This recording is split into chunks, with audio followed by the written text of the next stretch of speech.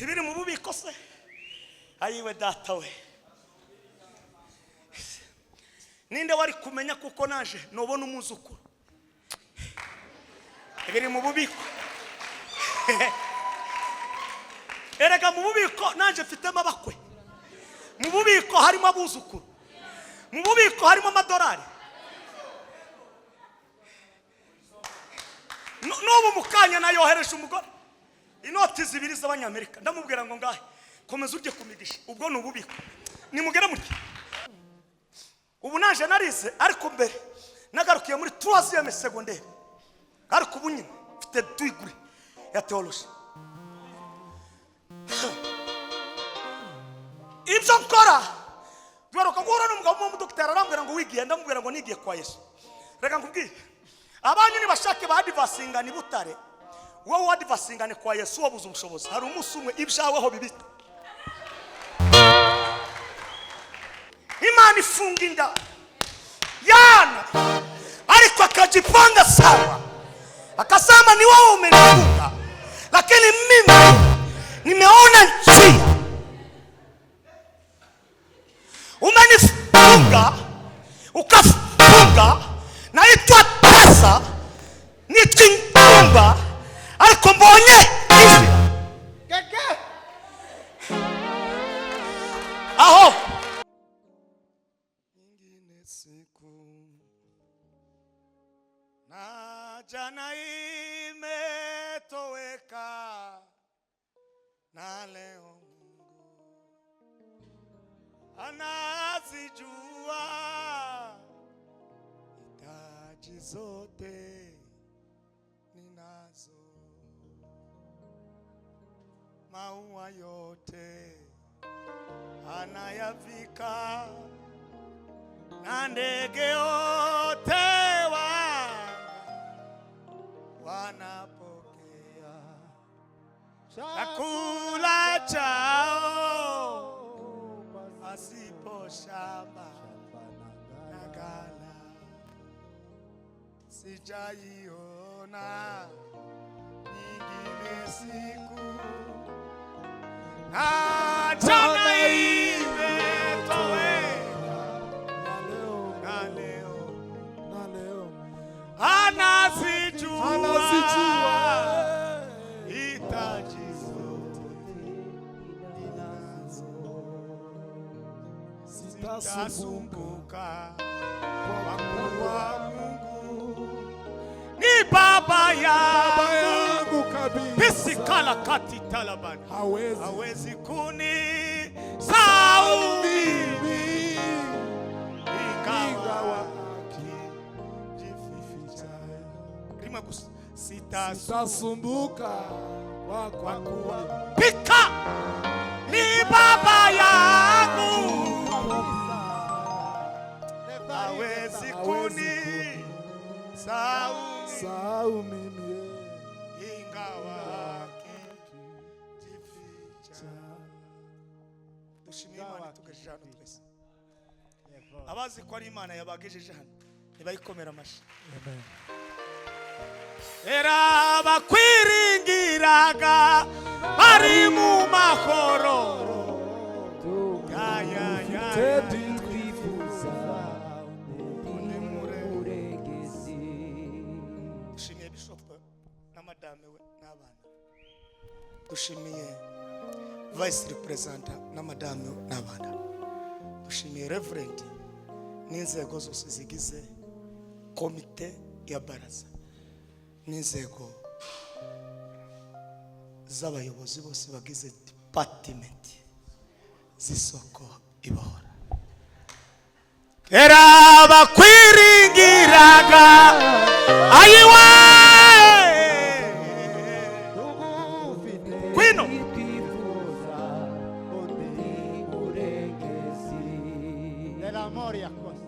mana watutaba yo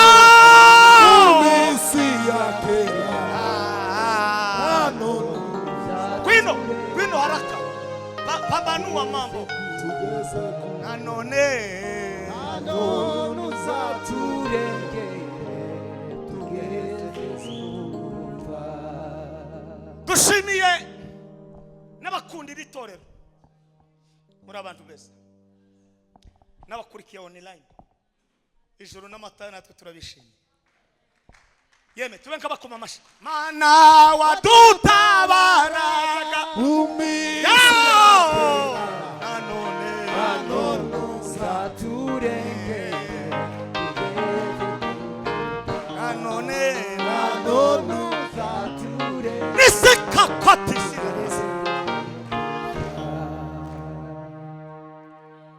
inzego za gavumenti zoba ziraha naje ndabishimiye kandi bahaye ikaze nta muntu ubaho atagira umuyobora kuba muraha nawe bakurikiranye kuri online turabishimiye cyane era batwi yabari mu maho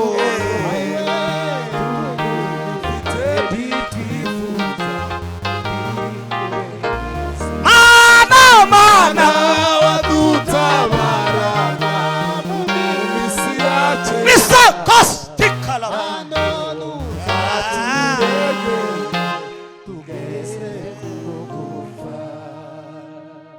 abatanzi nitwa Matayo nta mahezi muhoza nagira umugisha n'Imana umudamu n'abana barindwi tacho shinja Imana tacho ngushinja Yesu warambabariye cyambere ntaguzubesha kabiri imbabazi icyagatatu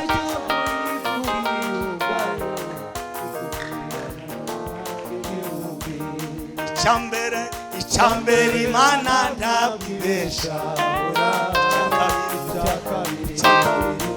kubabarira Imana icyagatatu ijambo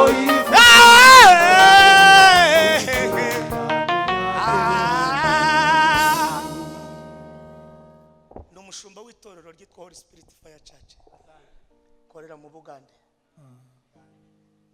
madame n'abana bavuze ngo tubaramutse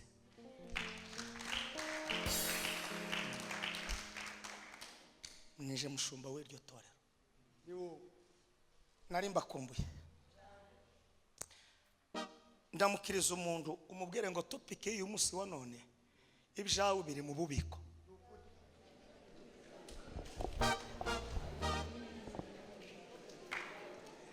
era bakwiringiraga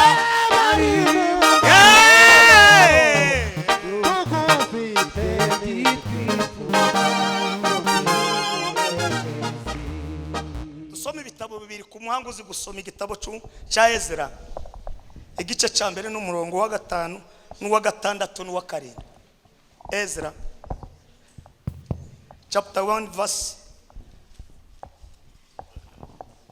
5 and 7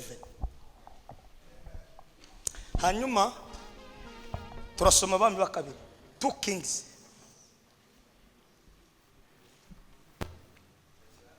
chapter 8 verse 6 and 7 and 8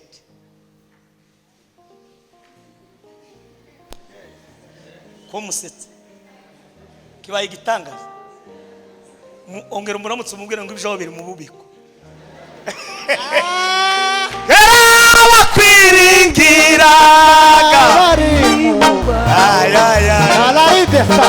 nisa atekisi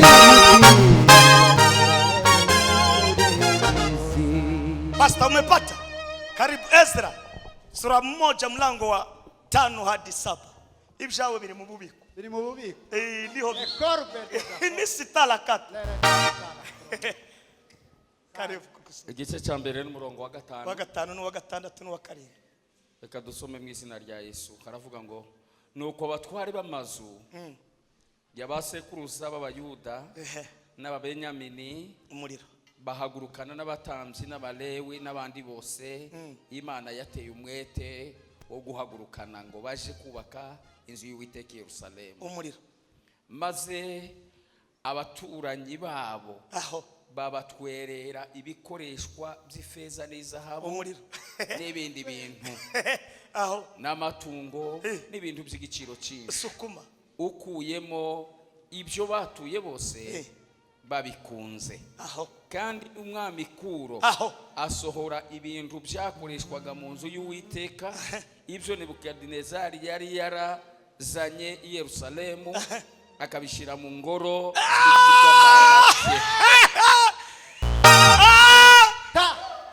ibishaho birihe abami bakabiri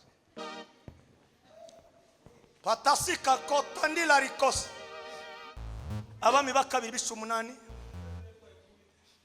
gatandatu na 7 ugere no ku 8 vyako viko galani abami bakabiri cya 8 gatandatu 7 kugeza ku 8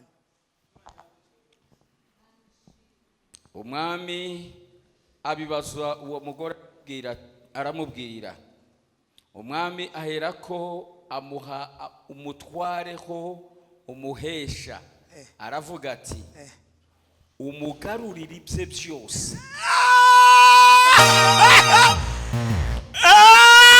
umugarurira ibye byose okay ubwo ibishaho biri mu bubiko hari odigiye gutangwa babikureyo babikugarurira oya basubire icyari kibuze ni oda kandi ubitanga afite capacity hejuru yiyawe reka ndarinjira muri introduction na development somurangiza umwami abibaza uwo mugore umwami watakuuliza kama ni byako bagenda kukubuza ikibuzo naye ebintu bino biri byo naye ogenda kugamba byange biri mu bubiko ariko hari umugabo ongea umwami aherako amuha umutwareho umuhesha aho aravuga ati umugarurira ibye byose aho n'ibyo basaruye mu murima ye byose uhereye ku munsi yahaviriye ukageza ubu Wumvise ko umuriro watse ndamukiriza abantu batatu nubwo wenda mutazamuvugana ariko uhaguruka ubaramutse ubabwire ngo ugende utuze umutima haguruka ubaramutse nabibasabye era bakwiringiraga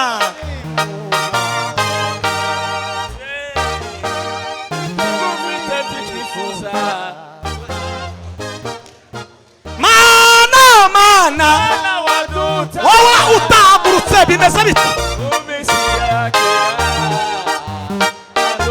ibyawe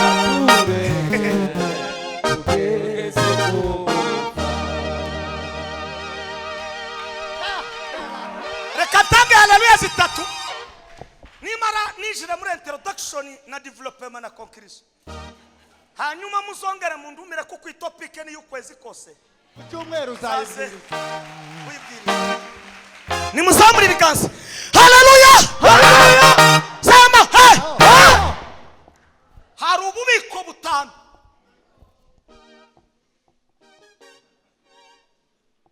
ubwa mbere ni mu mutima wawe sinzi icyo ubitsemo ubwo ni ububiko ubuzi ni wewe n'Imana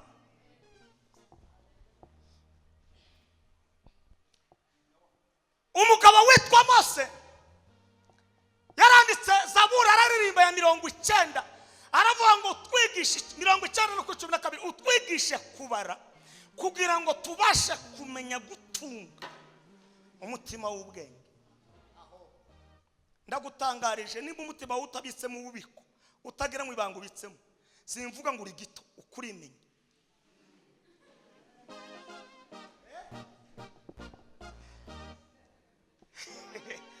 ububiko bwa kabiri ni ububiko bw'umuntu ku giti cyiwe n'umugore we abyitwa sitowa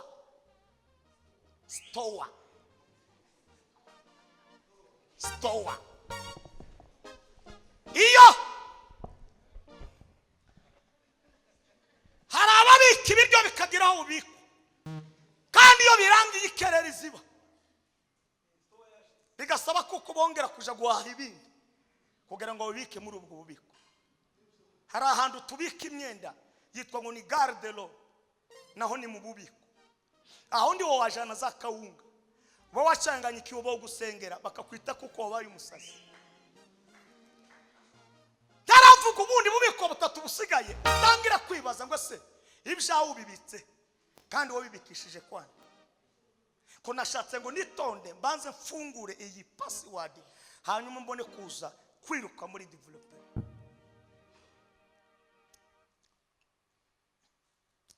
Ubwo nabwo n'ububiko. Ububiko bwa gatatu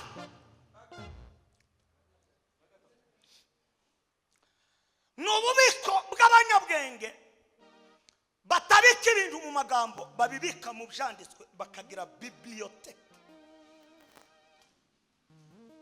Uzabura ibindi tukabure kwandika ibyawe ngo ubibike bigira amateka. Abazaza muri fitire wewe pase yawe utakihari bazasoma bavuge ngo bonke yanditse ibitabo 15 icambere yanditse ku ntego y'ubuzima bufite intego.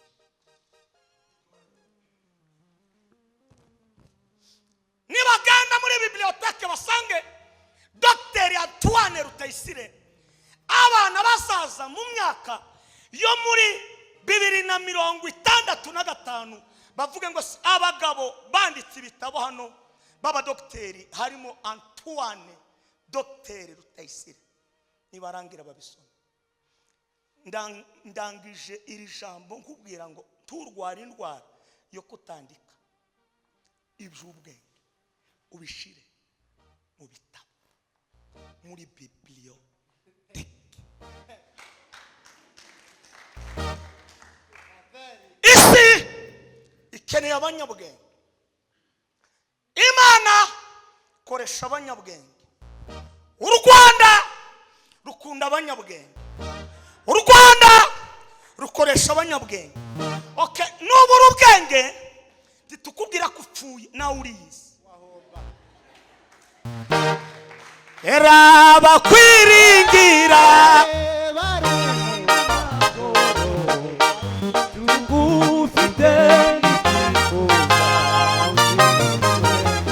nimusamure bikasi. Samba haleluya, haleluya. Samba asifiwe.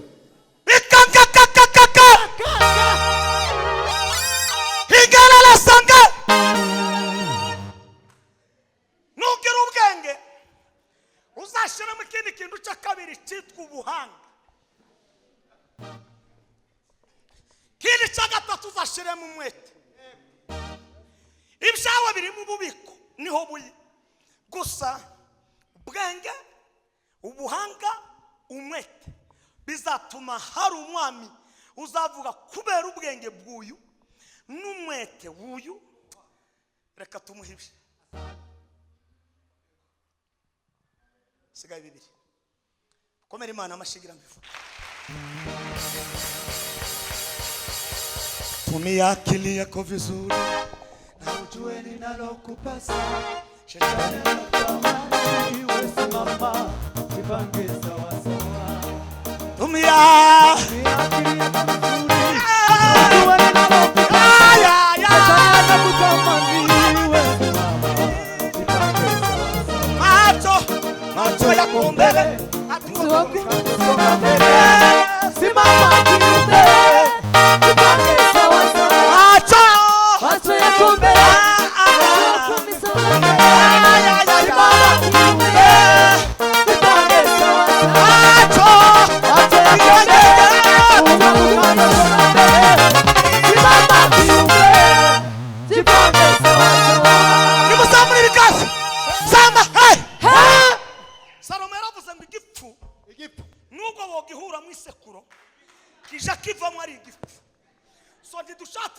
Abanyafurika b'ibipfu turashaka gutunga abanyafurika ibyabo biri mu bubiko, ariko number 1 ari abanyabwenge, number 2 bagira umwete. Bibiri rabango ni mugira umwete wo kubana n'abantu bose amahoro amahoro none uwo kwezwa kuko utejejwe atazawureba. Reka dange haleluya. Abanyabwenge barahangana nimuzamura ibiganza. Haleluya. Macho yako mbele simama kiume nipange sawa sawa. macho yako mbele piga makofi. songa mbele simama kiume nipange sawa sawa. Macho yako mbele songa mbele simama kiume nipange sawa sawa. nimuzamura ibiganza yawe. Haleluya. Macho yako mbele songa mbele simama kiume nipange sawa sawa. macho yako yako mbele simama kiume nipange sawa sawa. nima kuganira n'abanyabwenge. Abanyabwenge bari muno nimuhaguruke dutange za haleluya 3 ibyacu biri mu bubiko. Ijuru ritange odagira bizi. Macho yako mbele hatua kumiso simama kiume kwa mama shitani. nipange sawa sawa.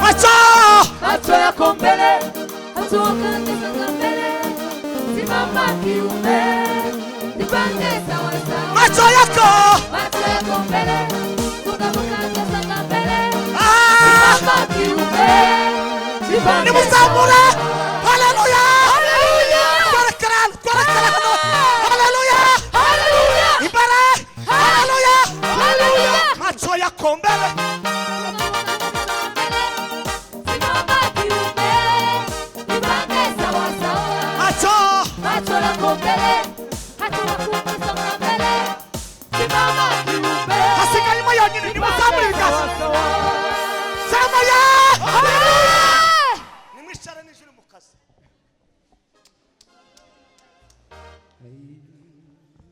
Ngarahamagara mu mpinga z'imisozi abaswana batindimuseke abubaha Imana kugira ngo bibe koko. Abubaha Imana kugira ngo bibe koko. Asigaye ububiko bubiri. Ndamukiriza umuntu kubwira ubwakane umubaze ngo se kuri telefone yawe ndayuze ubikaho.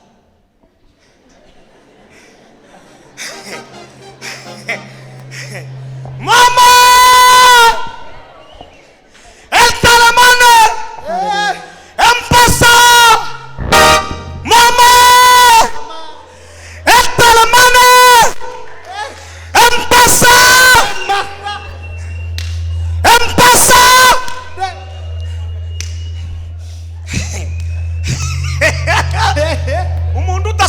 umuntu udaseka uyu mugoroba sinzi icyo waje ukurikiranywe nacyo akikaya mu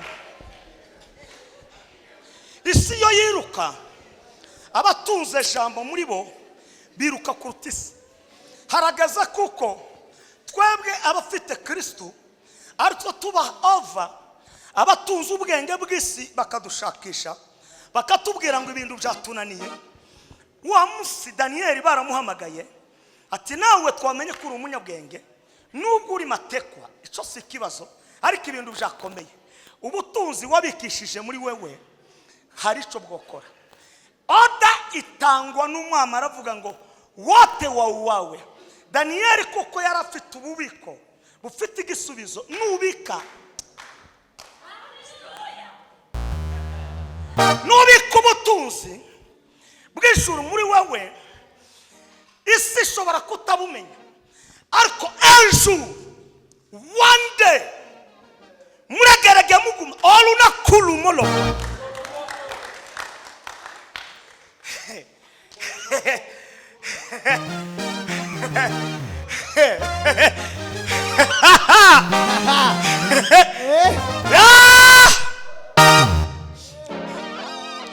ibsobitse isi ntiyabitahura vuba ariko Kristo ibaye n'ubutayu bukaba n'ibishobeye abanyabwenge bisi bikaba, igihe cyawe kizaba kigeze. Ntangaje uyu mugoroba muri wowe harimo ububiko. Reka kubufata minenerwe, menya ukuntu ugomba kubuzigama. Ndimo kureba muri uku kwezi imbere yuko kurangira, hari ahantu ugomba gupresenta ubyo wabitse muri wowe. Ndacyarimo nitonda kuko introduction muyumva, development ngiye kuvuga Ezra, muvuge ibintu bitanu. Nindangiza nze kurangiriza kuri ya mugore w'ishune, bareke mutahe nimugere mutya gutya kabisa. Tunga hibyawe biri, bitungaho biri mu buryo bwo mu mwuka. Vuga ngo ibyanje biraje. Umuhungu arasetse, usatse sha ibyawe ndi bisubira kusha kure. Nimukomere Imana amashimashire. Mateso ya Yesu na kupigwa kwake, nami nimepona, nami nimepona, nami nimepona, nami nimepona. Njia imeonekana, Njia yenye uzima. tushake mbisi kumenyera, tushake n'abantu ko bakumenyera, kuko urububiko bw'Imana kwisi kandi bikurimo nibyo gufatisa. Mwitanga ravuga ngo uyobore, utegeke, uganze. Nta muntu woyobora ngo ategeka ganze atari ububiko bw'ijuru. Muri wewe habitsemo ibintu itonde isi ivuga ko ishaka kuvuga, ariko un jour ubivumbukane maze urebe ukundi isi ikugana. Isi ntizakugana kuko uri muremure, uri gikwerere cyangwa uri inzobe ukagira umusatsi wika muri colonne vertebrale. Isi izakugana igukurikire kuko ikurimo mu bubiko bw'Imana ashize muri wewe, wabishize ahagaragara. Naje kugumura abantu ngo bareke gusakuzwa n'imiyangeri n'imiyaga n'urusaku rw'abadayimoni. Ibi barimo Bishop we narayishuri ayiraseka pasi. Ubu nabwiye n'abana banje mundi mugasubire gusakuza. Hari ibyacu bibitse. Igisakuruza cyarawe Matenga na Bigera, igisakuruza by'Abanyarwanda n'Abanyarwandakazi ari ibyabo bibitswe, kandi ahantu bibitswe wabikurayo. Gusa nitangazo ry'uyu mugoroba ngiye kwinjira muri development ngutangarize kuko hari ode igiye kuva mu ijuru, ibyawo aho byari bibitswe ubisubirane.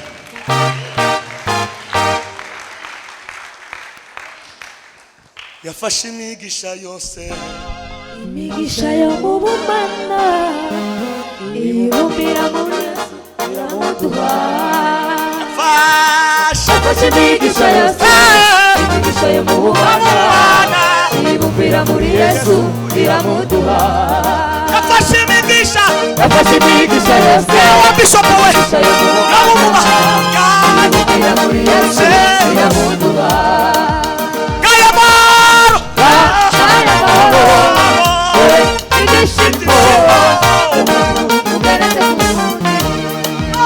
None reka babase, Imana yazanye Yesu ikamuduha. Ibiri mu bubiko irananirwa gutuma umuntu ngaya Ibyishimo n'ubugeretse ku bundi.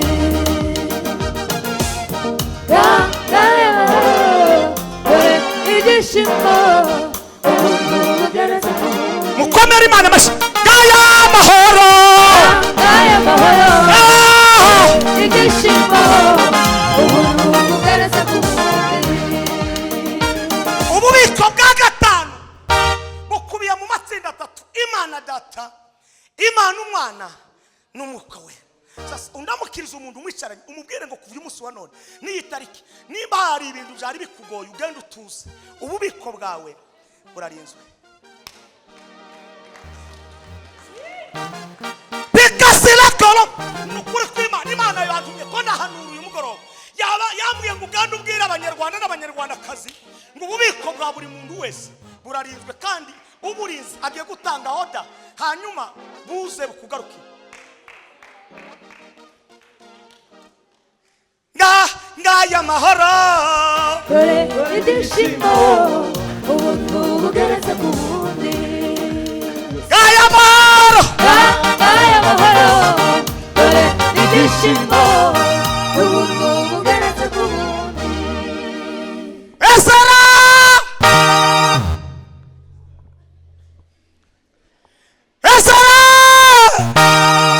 ngiye kuganira na Ezra hano ibintu bitanu bya Ezra. Ndamukiriza umuntu umubwire ngo ni wowe Ezra wa none. Igihugu kirashaka Ezra. Ngiye kubabwira Ezra. Ndamukiriza ngaya mahoro Dore ibyishimo ubuntu bugeretse ku bundi. Ngaya mahoro dore ibyishimo ubuntu bugeretse ku bundi. ikintu cya mbere izina rya Ezra rasigura ngo ni umutabazi. Imana iguhuza na Ezra uyu munsi wa none. Hasina buzirisigura icyakora bamwe bitwa ngo ni ba magorwa. Sino kwita umwana wanje ngo ni magorwa tibishoboka.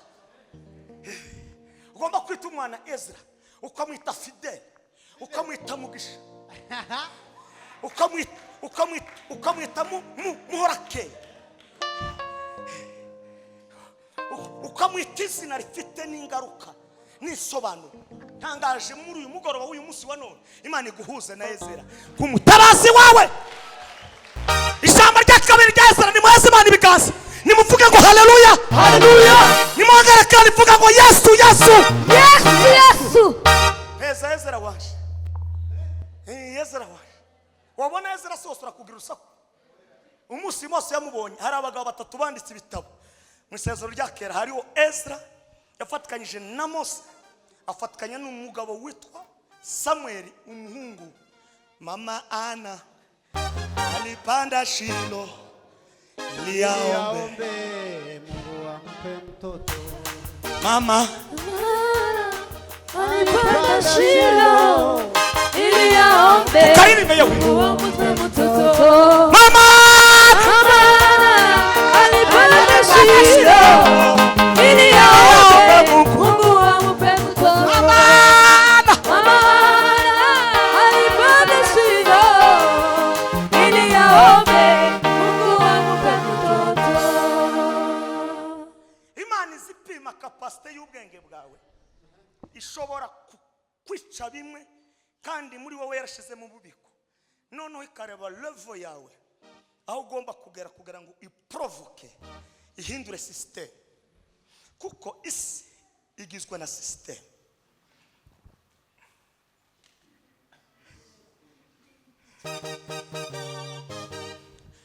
Amafaranga ni system, ubukungu bwose system, kandi ntiwaba kwisi utabaye muri system.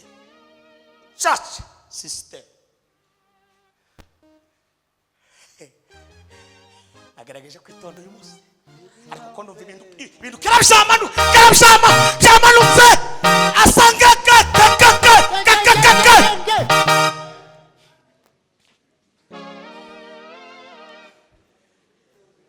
nyina wa Samuel.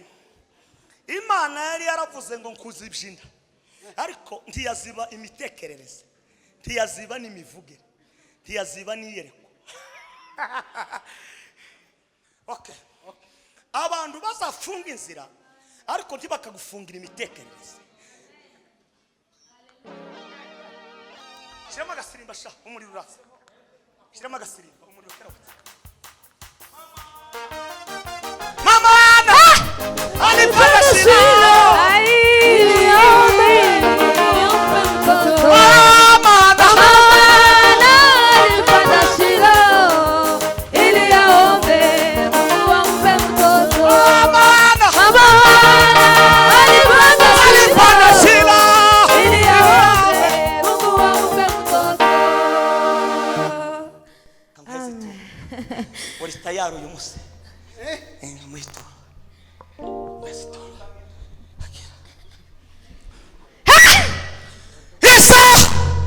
mbisubiyamo abantu nibafunga ibikuta inzira bakaziziba ariko ntukemere kuko imitekerereze yawe n'amashurirwa yawe bayinjiramo. Imana ifunga inda yana ariko akajipanga sawa, akasema ni wewe umenifunga, lakini mimi nimeona njia. Umenifunga ukafunga naitwa tasa nitwingumba ariko mbonye aho umuntu yameze Imana igahindura systeme. None kurabona ngo abari muri Amerika nashaka be Baden uko watarama hano Baden akagusura bora mava ngo se zotangira gute none shashira agasirimu muri rasi.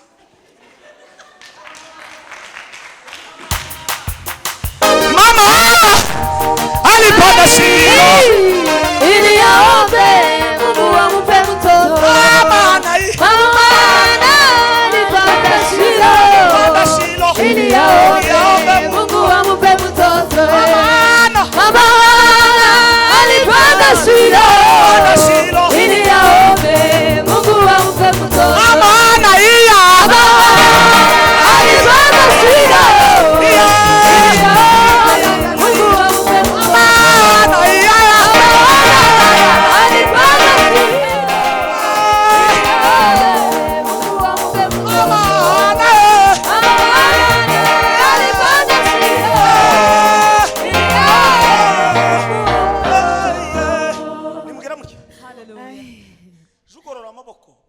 system ya satani imaze imisi yayikuvangira no mu nzozi. Twotanga haleluya igahindura ibyawe byafunzwe biracyari ibyawe ariko haleluya byo bigobotora bikakuga nimuzamure haleluya. Mama alipanda shilo ili aombe Mungu ampe mtoto. Mama alipanda shilo ili aombe Mungu ampe mtoto. Ndamukiriza abantu babiri nukuruka Imana umubwire ngo ibyawe biri mu bubiko, hari umuntu ugiye kubigushikiriza. Subiza busa alipanda shilo ili aombe Mungu ampe mtoto.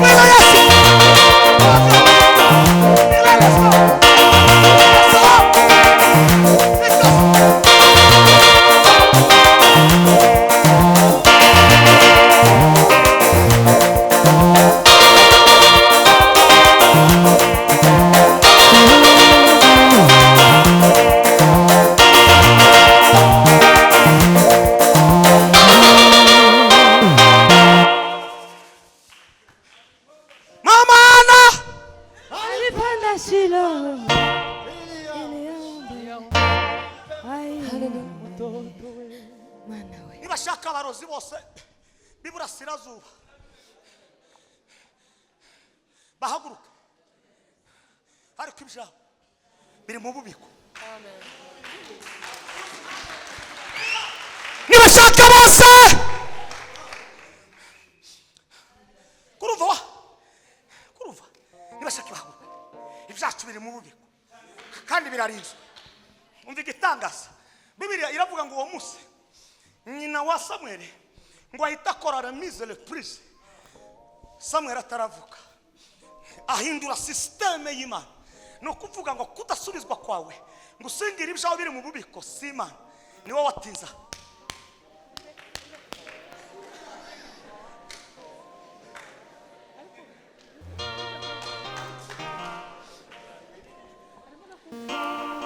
Nubwo Imana yaganiriye na Dawudi ikamubwira ngo wari ufite gahunda yo kubaka itorero, ariko ngutangarije amakuru abazakomoka mu rukigi rwawe nibitondera. Iyo ni principe, amategeko yanje na jambo wanje ntiyazabura uzaba ku ngoma. Salomo ngo yinjira muri iyo password, Imana imuha ubukungu ngo agiye muri passe kwase areba muri biblioteke asanga hari icyo Dawudi yakoze nk'umunyabwenge kandi wari ufite capacity yo gukonveka Imana ikamuheza izina. Yarazi kode yo kwaka imbabazi. Imana ikamubwira ngo kuva uyu munsi wa none mpinduye systeme kuremeye ikigega cy'imbabazi n'abazagukomokamo bose bazoza bakiraramo bacirirwemo bacirorosemo. No kuvuga ngo nibaje burasirazuba narakubabariye ngo hayizina. Reka ngubwire Imana ndisubiza igituza, Imana isubiza. Bibira mango nzahumugisha amaboko agira gute? Amaboko akora. Okay, nimba utahaye ukora wowe wenyine uri umurozi mukuru. Sino kwiga ngo mu lisansiye nindangiza nubwo ndobona akazi muri za company nakwihangira umurimo. Ubu naje narize ariko mbere nagarukiye muri 3e secondaire, ariko ubu nyine mfite degree ya theology. Ibyo nkora duheruka guhura n'umugabo w'umudokiteri arambwira ngo wigiye, ndamubwira ngo nigiye kwa Yesu. Reka nkubwire abanyu nibashake ba advancing ni Butare, wowe advancing kwa Yesu wabuze ubushobozi. Hari umunsi umwe ibyawe aho bibita shira mu gisirimba shani gitara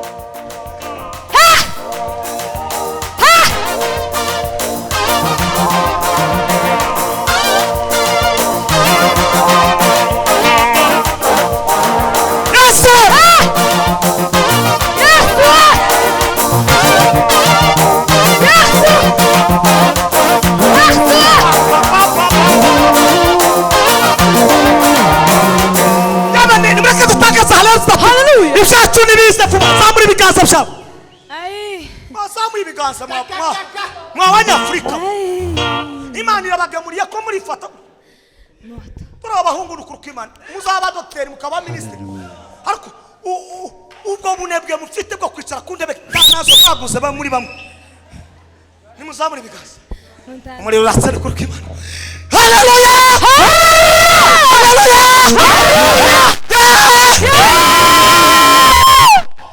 nimwicara nijoro mu kazi.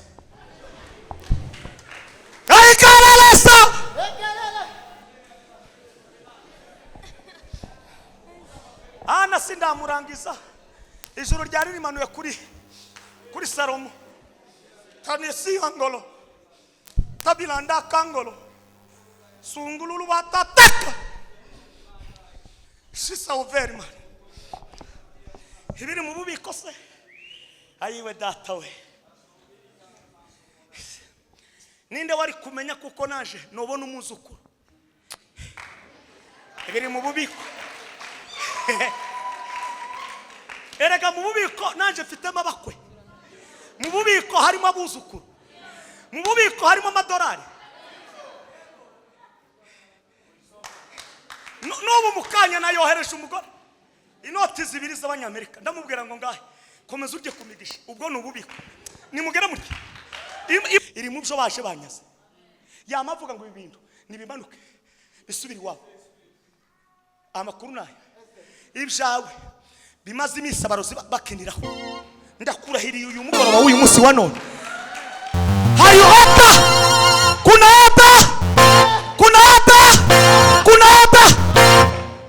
porkicha kurkima washeka nyuma washe nyuma tiwobora mu gitara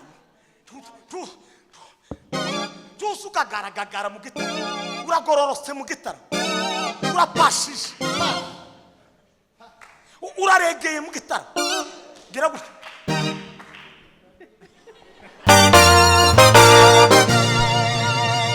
Ayiwa umva ibyo bazanye mbabarira babisome harya kuri Yezeri usome ibyo bintu ngo birimo amabuye y'agaciro byose hamwe ngo ni 5,400 ariko babisome muzumve mwumve umuriro ko watse ibyawe yasizi ayiwa wowe ni wanga nibikomeze bimanuke kubishwa banje bimanuke kubana bimanuke no kubuzukuru wowe ni wanga kubyakira niko kazini ni lazima bingi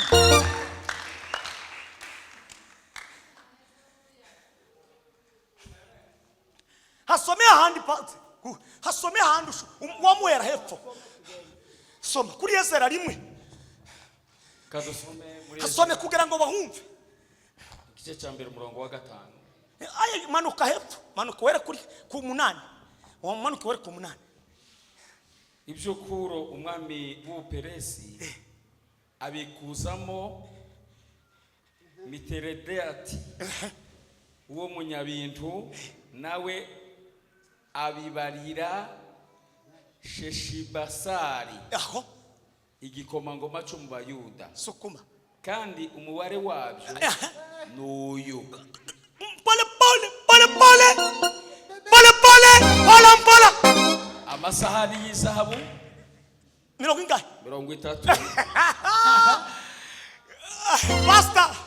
Pastor para amasahani y'izahabu 30 Imana iguha isahani yibakure y'izahabu inoro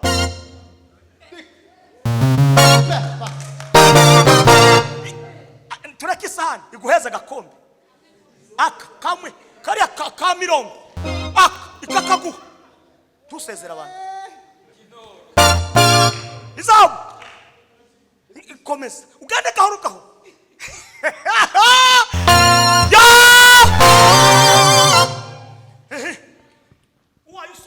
n'ayifeza igihumbi n'imisho 29 n'ibyungu by'izahabu 30 n'ibyungu by'izahabu nusoza ugera ku izahabu ni ibyacu biri mu bubiko Imana yantumye ngo mbabwire ngo hari biri mu bubiko ni ibyanyu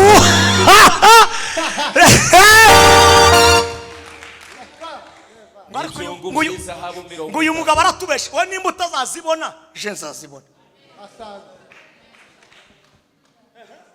n'iby'ifeza by'uburyo bwa kabiri 410 n'ibindi bikoreshwa 1000 ibikoreshwa byose by'izahabu n'iby'ifeza byari 5,400 ibyo byose Sheshisari yabizamukanye ubwo abanyagano bavanwaga i Babuloni bagasubira i Yerusalemu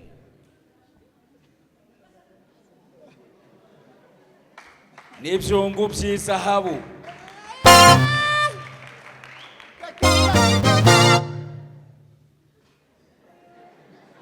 n'ibyungu by'izahabu Pastor Niki Pastor 30 kendo sana yandisha n'iby'ifeza by'uburyo bwa kabiri 410 uragira se ngo turi mu kazi n'ibindi bikoreshwa 1000 bikoresha 1000 Pastor rekera honga ndamukiriza abantu batatu kandi numara uhaguruke tubaze dusirimbe kuri ibyo bintu Imana igiye kuduha baramutse ubabwire ngo ibyawe biri mu bubiko Imana irabikuzaniye shira mu gisirimba sha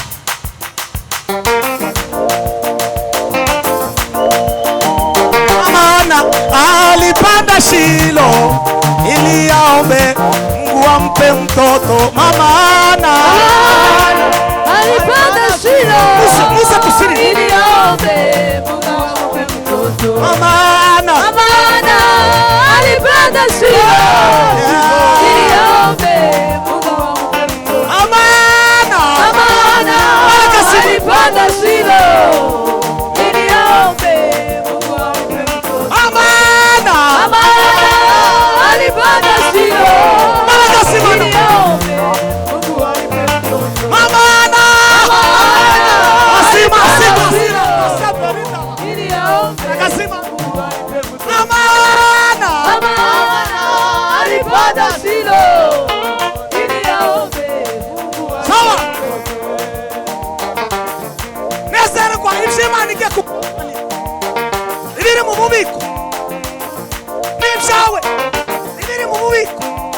ibyawe inezerwe inzira z'Imana n'ibihumbi ari kurira kwararira umuntu ariko mu gitondo impundu zikava mubagiye kuvuza impundu urimo mubagiye guhanagurwa amarira urimo ibiri mu bubiko ibiri mu bubiko ibiri mu bubiko ibiri mu bubiko tangazo ibiri mu bubiko ibiri mu bubiko ibiri mu bubiko misale nibere saoke nisikasi la katita imbaraga z'Imana we ngwino Yesu ngwino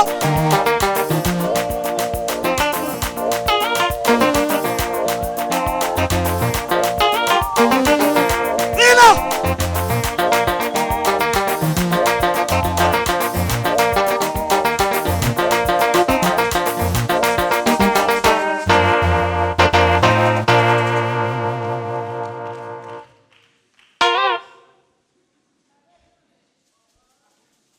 nimuhaguruke mbasengere amasaha yashize muzantumira nongere nze kuvuga haguruka ngusengere ibyawe biri mu muhanda biraje sinzi ibibizanye kandi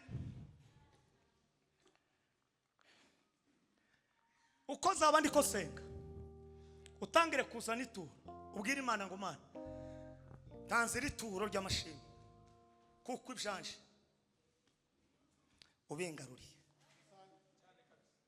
utangire uzana ituro ry'inani amashimwe tarasenga kimbo wa mbere musamumvije umuka hayavuga Mwami Yesu Kristo pasaome sikala katita labana umutima wawe kukuyobora ngo batanga amaturo ngo uko bari bayobowe n'umuka we ngo bazana ifeza n'izahabu ngo bazana n'ibyari mu mago ngo umwami kuru nawe aravuga ngo hari ibintu Nebukadinezari yanyase wari umaze iminsi uhura n'imyaku uhura n'inyatsi ariko kubera iki gitaramo n'iri jambo ibyawe birahari biracyari mu bubiko ariko Uwiteka arabizanye ubagirire neza abo bantu bose ukora igitangaza maze ukuboko k'Uwiteka Imana data windura amateka shika la feri mas umuriro wa Yesu Kristo n'imbaraga z'isumba zose uyu munsi wano Mwami Imana Mwami Imana Mwami Imana yacu Mwami Imana Mwami Imana yacu uzaza ryari kwima na ngoma yawe abakobwa barumva ibyabo biri mu bubiko abagabo baraha ibyabo biri mu bubiko mw'izina rya Yesu Kristo itorero gisoko ibahoro ibyabo biri mu mw'izina bubiko rya Yesu Kristo abaraha n'abataraha n'iby'abana bacu biri mu bubiko mw'izina rya Yesu ubahuze nezera mw'izina rya Yesu ari we Yesu Kristo na Mwuka Wera mw'izina rya Yesu turasenga asingirize abantu ibyabo mw'izina rya Yesu n'izina ry'Uwiteka turasenze amahoro yari yarashize mu mutima buri muntu wese amahoro niyinjire kandi buri muntu wese niyinjire mu bubiko bwo mu mutima buri muntu wese maze ubwiza bwa Yesu Kristo buri muntu wese Bwaje ari muri Imana byose. ikora nta wundi mugabo tubwira turagushimiye mw'izina nta rya na wundi Yesu twahimbaza mw'izina rya iri Yesu jambo Mwami Imana mw'izina rya ibyacu Yesu ngo biri mu bubiko Mw'izina aho rya ndagwivuye Yesu. mu ijuru Mw'izina- ugiye kudusingiriza ibyacu ndashimye rya kuko Yesu. udushingirije ibyacu Mw'izina kandi rya kukoze Yesu. igitangaza tugukomeye amashyi ukuri igisubizo mwarakoze mushumba kudutumira no kuduheza uyu mwanya hasigaye turi kumwe ejo nutagira uteranira turi mu gatatu muri Kaluvari ijuru n'amatayo tuzaba turi hariya ariko uyu mugoroba ugenda urare wizigure ntupfunye uyu munsi numara ugorora amaguru urambure n'amaboko mu gitanda uvuge ngo Mana ndagushimiye kuko ibyanje biri mu bubiko ubinshingirije nimwakira ijambo rye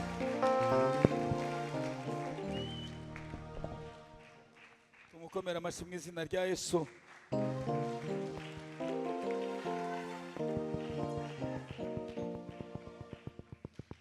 Reka dusenge turangize tunamushimire. Haleluya. Reka dukomere ijambo ry'Imana amashyi mu izina rya Yesu.